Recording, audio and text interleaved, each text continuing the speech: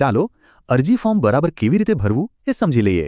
દરેક નાની વિગત સાચી હોવી ખૂબ જ જરૂરી છે, કારણ કે ભૂલો મોંઘી પડી શકે છે.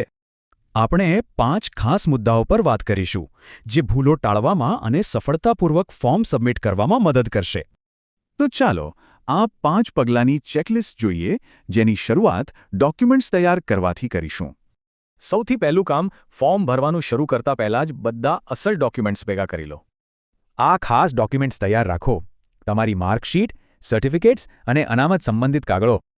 ચાલો હવે આગળ વધીએ અને જોઈએ કે માર્ક્સની ગણતરી બરાબર કઈ રીતે કરવી. આ એક એવી જગ્યા છે જ્યાં ભૂલો થાય છે. તો સૌથી અગત્યની વાત એ છે કે પીટીસીના માર્ક્સ માટે જે ઓફિશિયલ સૂચનાઓ છે એનું જ પાલન કરવું. અને હા, જો એકથી વધુ ટ્રાયલ આપી હોય તો તેની વિગતો ચોક્કસપણે ભરવાનું ભૂલતા નહીં. તમારી અંગત માહિતીમાં ચોકસાઈ રાખવી ખૂબ જ જરૂરી છે. ચાલો જોઈએ કેવી રીતે. તમારા નામનો સ્પેલિંગ બરાબર એ જ હોવો જોઈએ જેવો તમારા ડોક્યુમેન્ટ્સમાં છે. કોઈ ભૂલ નહીં. જન્મ તારીખ બરાબર એ જ લખવાની છે જેવી તમારા લિવિંગ સર્ટિફિકેટમાં હોય. કોઈ અપવાદ નહીં.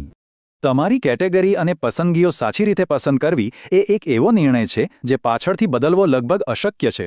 તમારી કેટેગરીની પસંદગી 2 વાર તપાસી લેજો, કારણ કે એકવાર ફોર્મ સબમિટ થઈ ગયું પછી એને બદલવું બહુ જ અઘરું છે. આ એકદમ સ્માર્ટ રીત છે. જિલ્લાની પસંદગી ખાલી જગ્યાઓ જોઈને અને પોતાના મેરિટ પ્રમાણે કરવી. અને છેલ્લે ચાલો કેટલીક ટેકનિકલ બાબતો પર નજર કરીએ જેથી સબમિશન સફળતાપૂર્વક પૂરું થાય. ખાતરી કરો કે તમારો મોબાઈલ નંબર અને ઈમેલ આખી ભરતી પ્રક્રિયા દરમિયાન ચાલુ રહે.